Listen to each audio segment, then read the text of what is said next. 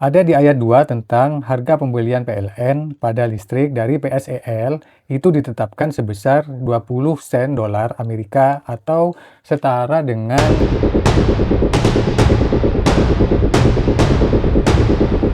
banyak teman mengajak saya membahas peraturan presiden atau Perpres nomor 109 tahun 2025 yang mengatur tentang penanganan sampah perkotaan melalui pengolahan sampah menjadi energi terbarukan berbasis teknologi ramah lingkungan. Saya Nara, silakan teman-teman follow untuk terus mendapatkan pengetahuan dan edukasi tentang pengelolaan sampah. Regulasi ini dibuat sebenarnya untuk memuluskan pembangunan-pembangunan pengolah sampah menjadi energi listrik atau PSEL yang akan menghamburkan uang rakyat melalui Danantara. Meskipun katanya sudah ada 120 perusahaan asing tertarik untuk membangun PSEL, pasti nanti ujung-ujungnya dibangun dengan APBN juga.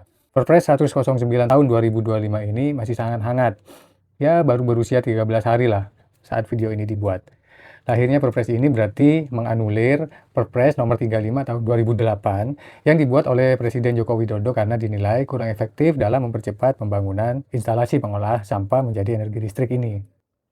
Sebelum itu, sebenarnya Presiden Joko Widodo sudah pernah membuat Perpres, yaitu Perpres nomor 18 tahun 2016 tentang percepatan pembangunan pembangkit listrik berbasis sampah di 7 kota. Hanya Perpres ini digugat ke Mahkamah Agung karena bertentangan dengan Undang-Undang Nomor 32 tentang Pengelolaan dan Perlindungan Lingkungan Hidup dan juga dianggap bertentangan dengan Undang-Undang Nomor 36 tahun 2009 tentang Kesehatan. Akhirnya, Perpres pertama tentang PLTSA atau PSEL itu kemudian dibatalkan oleh Mahkamah Agung. Tapi lalu muncul lagi Perpres nomor 35 tahun 2018, kemudian terakhir Perpres nomor 109 tahun 2025 ini. Jadi teman-teman, Perpres terbaru ini ada 33 pasal, tapi kita tidak akan membahas semuanya ya. Kita akan menelaah beberapa pasal yang penting-penting saja. Pertama kita bahas pasal 2, disebutkan kondisi kedaruratan sampah. Nah, ini pertanyaannya, ini sebenarnya yang darurat sampah itu siapa? Yang darurat itu pemerintah, karena tidak menjalankan Undang-Undang Nomor 18 Tahun 2008 tentang pengelolaan sampah. Kalau undang-undang itu dijalankan pemerintah, semuanya pasti ikut kok. Produsen dan masyarakat pasti ikut tunduk, karena undang-undang itu sebenarnya sudah paripurna menyelesaikan masalah ekologi tanpa meniadakan unsur ekonomi. Lalu disebut juga tentang ada pencemar membayar atau polluters pay. Nah, ini pembuat regulasinya sesat pikir kali ya. Dia memandang semua orang itu adalah polluters. Ini tidak tuntas pemahamannya tentang siapa produsen sampah. Regulasi ini sesat pikir dengan menganggap masyarakat sebagai produsen sampah. Padahal mereka hanya penimbul sampah dari produk atau kemasan yang dibuat oleh produsen. Jadi Perpres ini jelas bertentangan dengan Undang-Undang Pengelolaan Sampah. Oke, lanjut ke pasal 3. Meskipun sebenarnya Perpres ini untuk memuluskan pembangunan PSEL, sektor pengolah sampah menjadi energi yang lain tetap dimasukkan, seperti biogas, BBM terbarukan, dan produk ikutan lainnya. Lanjut ya, kemudian di pasal 14. Kalau pasal ini dipatuhi, kemungkinan besar tidak akan ada PSEL bisa dibangun di seluruh Indonesia sebenarnya teman-teman. Karena syarat ini tidak mungkin dipenuhi, yaitu di ayat 3 tentang kajian teknis dan keekonomian. Terutama di poin A, volume sampah dan kalori yang dapat dihasilkan dari pengolahan sampah. Sebab hampir bisa dipastikan kalori sampah kita di Indonesia itu ada di bawah 1.500 kilokalori. Kalau sudah di bawah itu, sudah pasti tidak bisa masuk secara teknis dan keekonomiannya. Karena informasinya, sampah yang dibutuhkan untuk masuk ke mesin PSEL itu minimal di 2000 kilokalori untuk bisa menghasilkan listrik.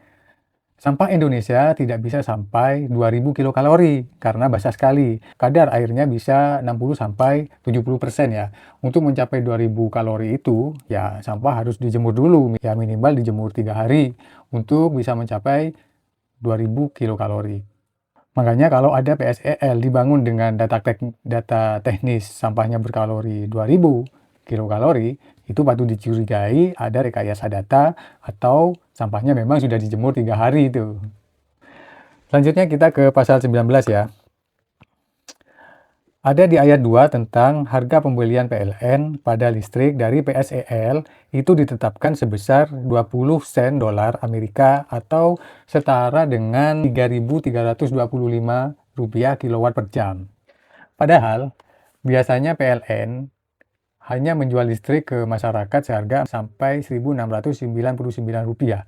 Nah, kalau PLN dipaksa membeli listrik seharga 3.325 rupiah dari PSEL, terus dia nanti mau jual berapa ke masyarakat? Ya, pilihannya ada 3. 1, menaikkan harga listrik. Yang kedua, PLN tidak naikkan listrik sehingga akan rugi. Yang ketiga, supaya tidak rugi, PLN bisa minta subsidi dari pemerintah. Ujung-ujungnya rakyat lagi yang jadi korban. Korban naiknya harga listrik atau naiknya pajak untuk subsidi listrik. Kemudian yang terakhir, kita bahas pasal 27, 28, dan 29 tentang pengolah sampah yang menjadi energi listrik berbasis bioenergi, BBM terbarukan, dan produk ikutan lainnya. Yang saya ingin sampaikan adalah, meskipun diatur di Perpres itu, tapi ya mungkin sebagai tambahan saja ya, karena yang diatur harus ada pembelinya, itu hanya listrik dari PSEL. Jadi produk yang dihasilkan dari bioenergi, BBM terbarukan, dan produk ikutan lainnya tidak diatur siapa yang harus beli. Mestinya kan diatur juga ya. Misalnya BBM terbarukan dari sampah, itu seharusnya Pertamina dong yang diwajibkan beli. Lalu bioenergi, itu perusahaan gas negara dong yang harus beli, kan gitu. Lain kali kita akan bahas tentang sampah yang lain lagi. Salam sehat.